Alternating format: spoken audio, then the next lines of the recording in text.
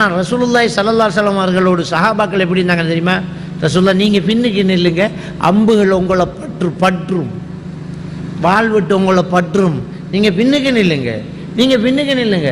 பணிங்க யார் ரசூலுல்லாஹ்? ஒரு நபித்தோழர் உஹது யுத்தத்தில் அம்பெறிஞ்சிக்கிட்டு இருக்கார். கொஞ்சம் பேர் தான் நிற்காங்க ரசூலுல்லாஹ்வை சுற்றி. ஒரு 70 சஹாபாக்கள் கூட நிற்கிறாங்க. எல்லாரும் ஓடிட்டாங்க. ஏன்னா ரசூலுல்லாஹ் மௌத்தானன்ற வதந்தி வந்துட்டு மற்ற சஹாபாக்கள்லாம் தலையில் அடிச்சுட்டு ஓடிட்டாங்க. எதிரிகள் அப்படியே சுற்றி வளைச்சிட்டாங்க. ஆயிரக்கணக்கான ஆட்கள் சுற்றி வளைச்சிட்டாங்க. 70 பேர் மட்டும்தான் ரசூலுல்லாஹ்வை சுற்றி நிற்கிறாங்க. எல்லா திசைகள்லையும் அம்பு வந்துக்கிட்டு இருக்குது. ஒரு நபித்தோழர் அவர் அம்பு எறிஞ்சிட்டு இருக்கார். அவர் யாரை நோக்கி எறிகிறாரோ அவர் செத்துட்டே இருக்கிறார். ரசூலுல்லாஹ் அவருடைய தோளுக்குள்ளால அது போடுற ஸ்பீடை பார்த்துக்கிட்டு இருக்கிறாங்க. அவர் சொன்னார், ரசூலுல்லாஹ் தலையை பண்ணிங்க யார சொல்லலாம். அந்த சஹாபி சொல்றார், தலையை பண்ணிங்க யார சொல்லலாம், பெறக்கூடியது உங்களோட தலைக்கு பற்றக்கூடாது என்று நெஞ்சில படட்டும், பின்னாடி நில்லுங்க யார சொல்லலான்ட்டாங்க. அவ்வளவுக்கு அந்த தியாகம் செய்தார்கள். அதை வச்சு என்ன சொல்றாங்க, மூசா நபி இடையில கை விட்டுட்டானுங்களே, அந்த மனுஷனுக்கு அல்லாஹ் அருள் செய்யணும். என்னை விட அவர் கடுமையாக சோதிக்கப்பட்டார். கது ஊதிய மூசா அக்ஸரமின் ஹாதா, இதை விட அவர் அதிகமாக சோதிக்கப்பட்டார். ஒரு பெருசை கொண்டாந்து வச்சு நமக்கு நடந்த விஷயத்தை சின்னதாக்கினா கோபத்தை கண்ட்ரோல் பண்ண முடியும். நமக்கு நடந்த ஒரு விஷயம் நமக்கு கட்டும் கோபம் வரும். என்ன செய்யணும்? அதை விட பெருசாக நடக்காமல் இதோட விட்டுட்டானுங்களே, இதோட அடித்து கால் உடைச்சதோட விட்டுட்டானுங்களே, உயிர் போயிருந்த இனத்துக்கு ஆகும் என்று ஒரு விஷயத்தை அதை விட பெருசே கொண்டாந்து வச்சு சிம்பிள் பண்ணுறது, இது கோபத்தை அடக்கிறதுக்கு ஒரு முறை. இன்னொரு முறை ரசூலுல்லாஹி ஸல்லல்லாஹு அலைஹி வஸல்லம் அவர்களுக்கு கோபம் வந்துச்சு. அதை எப்படி அடக்கினாங்க அப்படின்னு சொன்னால், நபிகள் நான் ஸல்லல்லாஹு அலைஹி வஸல்லம் அவர்கள் சஹாபாக்களோடு பள்ளிவாசல் அப்படியே இருக்கும்போது பக்கத்தில் தான் ஆயிஷா நாயர் வீடு. இன்னொரு மனைவி சாப்பாட்டை ஒரு அடிமைக்கிட்ட கொடுத்து அனுப்புகிறாங்க ரசூலுல்லாஹ் கொடுக்க சொல்லி. அதை ஆயிஷா நாய்க்கு பிடிக்கலை. இன்னொரு மனைவிக்கிட்ட இருந்து சாப்பாடு வந்தது. அவவும் ஒரு சாதாரண ஒரு பெண் தானே, அவருக்கு பிடிக்கல. ஏன் பிடிக்கலண்டா, அவங்க பல திருமணம் என்றால் ஒவ்வொரு மனைவிக்கு என்று ஒவ்வொரு நாள் ஒதுக்கிருக்கு. அப்போ உங்களுக்கு தந்த நாளில் நீங்கள் வேணுமென்றால் நீங்கள் விசேஷமாக சாப்பாடாக்கி கொடுங்களேன். என்ற நாள் என்ற வீட்டை இருக்கிற நாளையில் நீங்கள் விசேஷமான சாப்பாடை அனுப்பி அவரை கைக்க ஓட பார்க்கலான்னு நம்மளோட பொம்பளையில் நினைக்கிற மாதிரி அவ நினைச்சிருக்கணும். சாப்பாட்டு தட்டை வாங்குற மாதிரி வாங்கி கீழே போட்டு விட்டா, இனி வரப்படும் அந்த சாப்பாடு. அது அழகாக விளங்குது. ரைட், இந்த சாப்பாட்டு தட்டை கீழே போட்டுட்டாங்க ஆயிஷா நாயன். அப்போ ரசூலுல்லாஹ்க்கு 2 பிரச்சனை. ஒன்று, சஹாபாக்கள் முன்னிலையில் இது நடந்திருக்குது. சஹாபாக்கள் நபியுடைய மனைவி இப்படி செய்யலாமான்னு ஒரு கேள்வியோடு இருக்கிறாங்க. ஆயிஷா நாய் இப்படி செஞ்சிட்டாங்க, அவங்களுக்கு இதை புரியப்படுத்தணும். ரசூலுல்லாஹ்வுக்கு இந்த சம்பவம் பிடிக்கல, கோபம் வந்துட்டு இருக்குது. ரசூலுல்லாஹி ஸல்லல்லாஹு அந்த கோபத்தை எப்படி புரிஞ்சுக்கிட்டாங்கன்னு சொன்னால், சம்பவத்தோடு சம்பந்தப்பட்டவர்களுடைய மனநிலையை அவர் போய் பார்க்குறார். அதான் விஷயம். சம்பவத்தோடு சம்பந்தப்பட்டவருடைய மனநிலைகளை போய் பார்க்குறார். யாருடைய மனநிலையெல்லாம் பார்க்கணும்? அடிமை பெண்ணுடைய மனநிலையை பார்க்கணும், சஹாபாக்களுடைய மனநிலையை பார்க்கணும், மனைவியினுடைய மனநிலையை பார்க்கணும். முதல் விஷயத்தை கிளியர் பண்ணுறாங்க, அடிமையினுடைய மனநிலை. அவட பிரச்சனை இப்போ என்னண்டா, கொடுத்து போட்டு ஏனத்தை எடுத்துக்கு வாழ்ந்த அந்த ஏனம் உடைஞ்சு போச்சு. இல்லைங்களா? தட்டு கொடுத்துட்டு கிளாஸை கொண்டாண்டா கிளாஸ் உடைஞ்சு போச்சு. அவ அதை கொண்டு போய் கொடுக்காட்டி அங்கே சீட்டு கிளியும். முதல் தட்டொண்டை கொண்டாந்து ரசூலுல்லாஹ் கொடுத்து, இன்னும் அவனுக்கு தட்டுக்கு தட்டுப்படி ஓடு ரெண்டாங்க. அவரை பிரச்சனையை முடிச்சு போய்த்தார். 1 முடிஞ்சு. 2வது, சஹாபாக்கள் நபியுடைய மனைவி இப்படி செய்யலாமா, அவங்களே இப்படி இருந்தால் நம்முடைய மனைவி மாதிரி என்ன செய்கிறது அப்படிங்கிற ஒரு பிரச்சனை. அப்போ ரசூலுல்லாஹி ஸல்லல்லாஹு அலைஹி வஸல்லம் அவங்க இந்த 2க்கும் சேர்த்து ஒரே வார்த்தை பேசினாங்க. இது மனைவிக்கும் அவங்களுக்கும் சேர்த்து, சஹாபாக்களுக்கும் மனைவிக்கும் சேர்த்து ஒரு விஷயத்தை சொன்னாங்க. தட்டில் இன்னொரு தட்டை கொண்டாந்து கொட்டுப்பட்ட சாப்பாடுகளை சேகரிக்கிறாங்க, எடுக்கிறாங்க. எடுக்கும்போது ஒரு வார்த்தை சொன்னாங்க. சஹாபாக்களை பார்த்து திரும்பி அது காரத் உம்முக்கும் என்றாங்க. சஹாபாக்களை பார்த்து சத்தமா அது காரத் உம்முக்கும். இப்போ ரசூலுல்லாஹ்வுடைய மனைவி நமக்கெல்லாம் தாய், நமக்கெல்லாம் தாய், உம்மஹாத்துல் மூமினீன். நபியுடைய மனைவிமார்கள் நபி மரணித்தது பிறகு யாரையும் திருமணம் முடிக்க இயலாது. ஏன்னா எல்லாருக்கும் தாய். மற்றாக்கள் சஹாபி மரணித்தால் அவரை மனைவி இன்னொரு ஆள் முடிக்கலாம். ரசூலுல்லாஹ் மௌத்தானா அவருடைய மனைவி யாரும் கல்யாணம் முடிக்க இயலாது. அது நமக்கு தாய். விளங்கிட்டா? அப்போ அதான் அந்த ஜமல் யுத்தம் போகும்போது ஆயிஷா நாய் என்ன செய்கிறாங்க, போர்க்களத்தில் போகிறாங்க, எதிர்ப்படைகளுக்கிட்ட சொல்கிறாங்க, இந்த யுத்தம் நடக்கணும்னு நினைக்கிறீங்களா? ஓ நடக்கணும். அப்போ என்ன யுத்தத்தில் நீங்கள் வெண்டா ரசூலுல்லாஹ்வுடைய மனைவி அடிமையாக்க போகிறீங்களான்னு கேட்டாங்க. யுத்தத்தில் ஆயிஷா நாயி போகிற பக்கம் தோத்தா அவள் அடிமையே, என்ன அடிமையாக்க போகிறீங்களா, அனுமதி அவங்களுக்குன்னு கேட்டாங்க. அதோடு தான் அடங்கினாங்க. அந்த சஹாபாக்கள் அப்படி யோசிச்சாங்க. இப்போ ரசூலுல்லாஹி ஸல்லல்லாஹு அலைஹி வஸல்லம் அவருடைய மனைவி சஹாபாக்களுக்கு தாய்.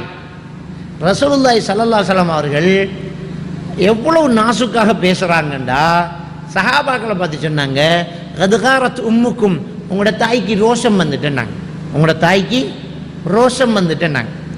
என்ற பொண்டாட்டிக்கு ரோஷம் வந்துட்டேன்னு சொல்லலை, உங்களோட தாய்க்கு ரோஷம் வந்துட்டேன்னாங்க. இதில் ரெண்டு விஷயத்தை வைக்கிறாங்க. ஒன்று, கோபம் வந்ததால் என்னுடைய மனைவி என்று சொல்லல. இது ஆயிஷா நாய்க்கு இவர் ஆத்திரத்தை வெளிப்படுத்துகிற வார்த்தை. கோபம் வந்ததால் என்ற மனைவி என்று சொல்லலை, உங்களோட தாய் என்று சொல்லியிருக்கேன். ரெண்டாவது, சஹாபாக்களுக்கு என்ற மனைவி என்று சொன்னால் ஏற்றுக்கிறது கஷ்டம். உங்களோட தாய் என்று சொன்னால் ஏற்றுக்கிறது லேஸ். உங்களோட தாய் ரோஷம் வந்தது, நான் என்ன செய்ய?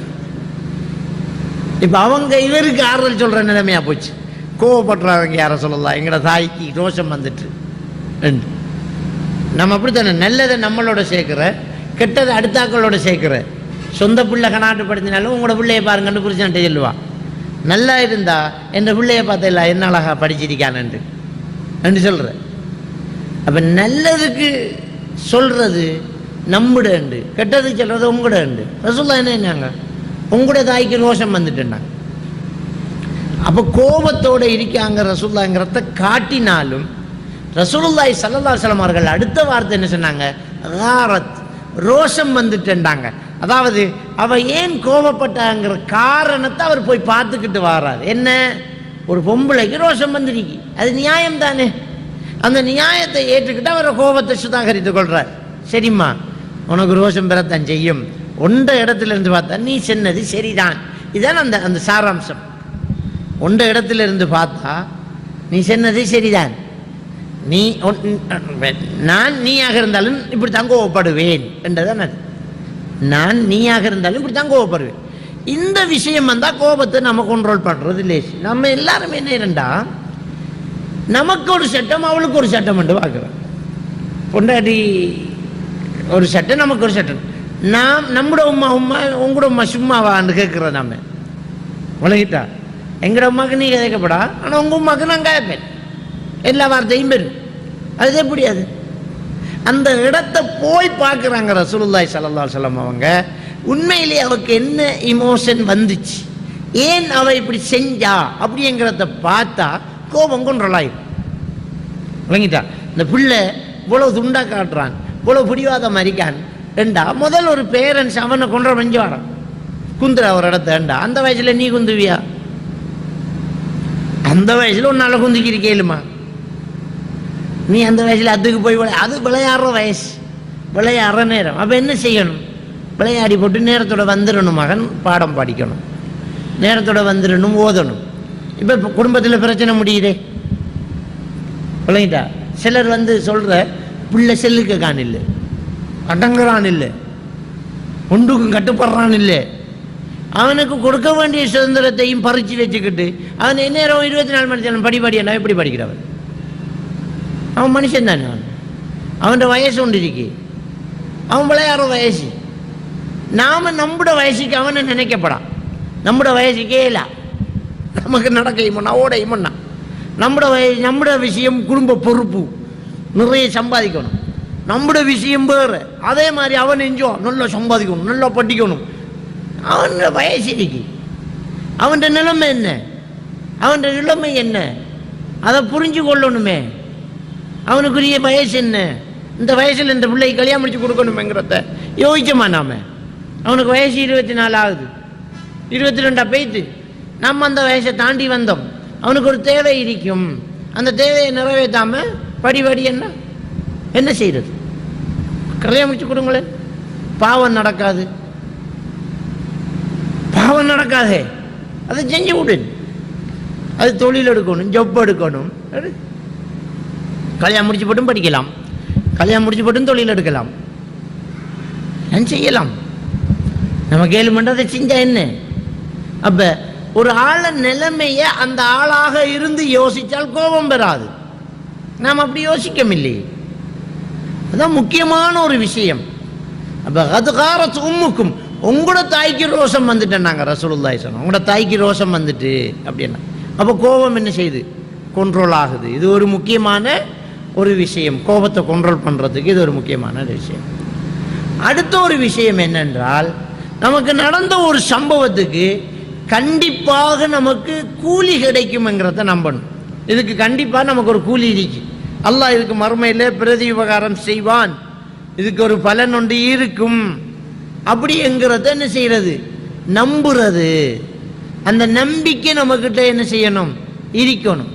அப்போ ரசூலுல்லாஹி ஸல்லல்லாஹு அலைஹி வஸல்லம் அவர்கள் அதை எப்படி ஹேண்டில் பண்ணாங்க, எப்படி செஞ்சாங்கண்டா, ரசூலுல்லாஹி ஸல்லல்லாஹு அலைஹி வஸல்லம் அவர்கள் கஅபத்துல்லாவின் வாசல்ல போய் நின்று குர்ஆனை ஓதுறாங்க. எதிரிகள் வந்து அடிக்கிறாங்க, சட்டையை பிடிக்கிறாங்க. அவருடைய சொந்த சாச்சாவுடைய மகன், பெரியாப்பாவுடைய மகன் யாரு? அபுலஹபுடைய மகன் உத்தைபா என்ன செய்கிறாருன்னா அந்த ரசூலுல்லாஹ்வுக்கு அடிக்காங்க.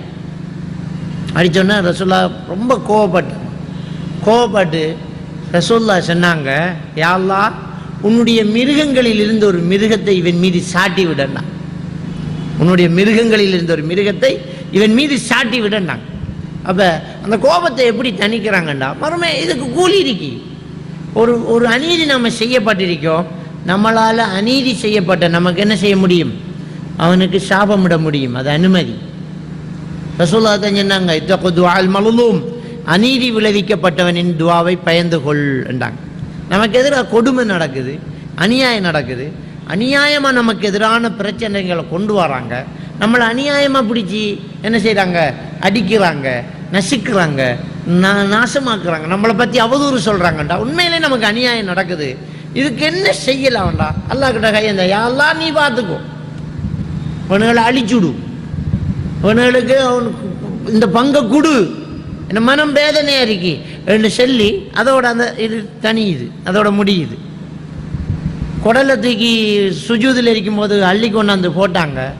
ஒவ்வொருத்தர் பேரையும் சொல்லி ரசூலுல்லாஹ் சொன்னாங்க, யா அல்லாஹ், உண்ட பொறுப்பில் இன்னார உண்ட பொறுப்பில் விடுறேன், அபுஜஹில் உண்ட பொறுப்பில் விடுறேன், உத்துபா உண்ட பொறுப்பில் விடுறேன், ஷெய்பா உண்ட பொறுப்பில் விடுறேன் என்று பேர் சொல்லி இன்னார உண்ட பொறுப்பில் விடுறேன்னுட்டாங்க. மனசில் இந்த ரிலாக்ஸ், கோபம் சரி எல்லாம் முடியும். ஆனால் அந்த துவா கபூல் ஆயிடுச்சு. அந்த துவா கபூல் ஆயிடுச்சு. உத்தைபா ஷாமுக்கு போகிறார். உத்தைபா என்ன ஷாமுக்கு போகிறான். ஷாமில் ஒரு சிங்கம் என்ன பார்க்குது. உத்தைபா ஒரு சிங்கம் பார்க்குது. கூட நின்றாக்கள் சொன்னாங்க, முகம்மது மக்காவில் இருந்துக்கிட்டு என்ன கொண்டுட்டான், அப்பவே அவன் துவா கேட்டுட்டான், அல்லாஹ் உன்னுடைய மிருகத்தில் இருந்த ஒரு மிருகத்தை இவன் மீது சாட்டி விடுவாயான்னு கேட்டான், நான் அழிஞ்சேன் என்று பயந்தோடனே கூட இருந்தாங்க, சும்மா இரு, உனக்கு என்ன பயம், எங்களுக்கு நடுவில் படண்டு அவ்வளோ பேரும் வளைச்சி படுத்து அவனை நடுவில் படுக்க வச்சாங்க உத்தைபாவை. அன்று இரவு அவ்வளோ பேரையும் தாண்டி அவனுடைய கழுத்தை கடித்து கொதறி கொன்றது அப்படி என்று இப்னு ஹிஷாமில் இந்த வரலாற்றை நாங்கள் பார்க்குறோம். அல்லாஹ் அநீதி விளைவிக்கப்பட்டவருடைய துவாவை ஏற்றுக்கொள்கிறார். ரசூலுல்லாஹ்வுடைய சாபம் ஏற்றுக்கொள்ளப்படுது. அப்போ கோபம் உண்மையிலேயே நமக்கு அநீதி செய்யப்படுது என்றால் மறுமை நம்பிக்கை இருக்குத்தானே, இதுக்கு கூலி கிடைக்கும், இதுக்கு அல்லாஹ் தண்டனை கொடுப்பான், நமக்கு இதுக்கு பரிசு தருவான். நம்ம அநியாயம் செய்யப்பட்டோம்னா நமக்கு அல்லாஹ் சொர்க்கம் தருவான், அநீதி செஞ்சார் இவருக்கு நரகம் கொடுப்பான். இந்த நம்பிக்கை நம்ம ஒரு பிரார்த்தனை செஞ்சு அல்லாஹ் கிட்ட பொறுப்பு கொடுத்து தலையில் இருக்கிற பாரத்தை தூக்கி கீழே வச்சு போட்டு நம்ம ரிலாக்ஸாக பேய்த்திடணும். இது கோபத்தை தணிக்கிற இன்னொரு முறை. அப்போ ரசூலுல்லாஹி ஸல்லல்லாஹு அலைஹி வஸல்லம் அவர்கள் கோபத்தை தணிப்பதற்கு இந்த கையாளுதல்களை என்ன செய்கிறாங்க, கொண்டு வராங்க. கலாக்கதரை நம்பணும், இவர் இப்படித்தான் இது இப்படித்தான் என்றதை நாங்கள் நம்புறதான் கலாக்கதர். அடுத்தது நமக்கு நடந்த ஒரு விஷயத்தை விட எவ்வளவோ நாட்டில் நடக்குது, நம்மளுக்கு ஒப்பிட்டு பார்த்தா சின்ன விஷயம்ன்றதை ஒத்துக்கொள்ளணும். மூணாவது, அடுத்தவருடைய இமோஷனை புரிஞ்சு ஒருத்தர் மேலே கோபப்படுறதுக்கு முன்னாடி உண்மையிலேயே அவனுடைய நிலையில் நான் போய் நின்று பார்த்தா சரிதான், அவனுக்கு கோபம் வந்த அவன் ஏசுவான் தானே, அவன் ஏசுவான் தான் நடப்பான். நாம் அந்த வளவுக்குள்ளே இருந்து பார்த்தா இவ்வளவு குப்பை அவன் வளவுக்குள்ள தான் அவனுக்கு கோபம் வர நியாயம் தானே. சரிதான் நான் நேசுறேன், சொரி வாப்பா, நான் இனி இந்த மரத்தை வெட்டுறேன், 2 வெட்டுவோம். நாம ஒரு இமோஷனே ரசூலுல்லாஹ் நாங்கள் அதுகார தும்முக்கும் உங்களோட தாய்க்கு ரோஷம் வந்துட்டேன்னாங்க. அது ஒன்று. 4வது விஷயம், மறுமை ஒன்று இருக்குது, இதுக்கு கூலி கடுமையாக கிடைக்கும் அப்படிங்கிற நம்பிக்கையை வெளிப்படுத்துதல். இதை கொண்டு வந்தால் நம்மளோட கோபம் அப்படியே என்ன செய்யுது, ரிலாக்ஸ் ஆகுது. இதுதான் அந்த கோபத்தை தணிக்கிறதுக்கு ரசூலுல்லாஹி ஸல்லல்லாஹு அலைஹி வஸல்லம் அவர்கள் தந்த முறை. இது சாதாரணமாக கோபத்தை குறைக்கிறதுக்கு. இன்னொரு விஷயம் இருக்கு, இந்த கோபம் வர்றதுக்கு இந்த பிசிக்கலி சில காரணங்கள் இருக்குது. பித்தம், உடல் சூடு, விளங்கிட்டா? அப்போ இந்த பித்தம்ங்கிறது மெக்ரைன் தலைவலின்னு சொல்லுவாங்க. மெக்ரைன் இருக்கிறவங்களுக்கு கடும் கோபம் வரும். மெக்ரைன் தலைவலி, அந்த தலைவலி இருந்தால் இறைச்சல் பிடிக்காது, பிள்ளைகள் சத்தம் போட்டால் பிடிக்காது, தூக்குறதால அடிக்கணும் போல எரிக்கும், தலைக்கடு பிடிக்கும், வாந்தி வர ஃபீலிங் இருக்கும். இதை நான் ஆயுர்வேதம் என்ன சொல்லுதுண்டா, பித்தத்தில் இருக்கிறதால வாந்தி வர ஃபீலிங் இருக்கும், முடி கொட்டும், மறதி இருக்கும், கோபம் கடுமையாக வரும், இருட்டு தான் பிடிக்கும், தனிமையில் இருக்கணும் போல இருக்கும், தூக்குறதால அடிக்கணும் போல இருக்கும். இது பித்தத்தோட சம்பந்தம். அதுக்கு என்ன செய்யணும், அதுக்குரிய மருந்து எடுக்கணும். உடல் சூடு இருந்தாலும் கோபம் கூட வரும். உடல் சூடு இருந்தாலும் கோபம். உடல் சூடு இருக்கிறவங்க என்ன மெலிஞ்சிக்கிட்டு போவாங்க, உடம்பு பத்திக்கிட்டு பதறிக்கிட்டு இருக்கும். அவன் பெண்களாக இருந்தால் மாதவிலக்கு டிஸார்டராக இருக்கும், அதனாலையும் அவங்களுக்கு கோபம் கூட. அப்போ என்ன செய்யணும், உஷ்ணத்தை தணிக்கிறதுக்கான மருந்துகளை செய்யணும். அப்போ ஃபிசிக்கலி மருந்து செய்கிறது முன்னிருக்கு. சாதாரணமாக எல்லாருக்கும் நடக்கக்கூடிய சம்பவத்தால் கோபம் பெறும் என்றால் அதை இந்த முறையில் நாங்கள் என்ன செய்யணும், நீட்டிக்கொள்ளணும். அல்லாஹ் தஆலா நம் அனைவரையும் இந்த மார்க்கத்தினுடைய அடிப்படைகளை எடுத்து நடப்பதற்கு தௌஃபீக் செய்வானாக.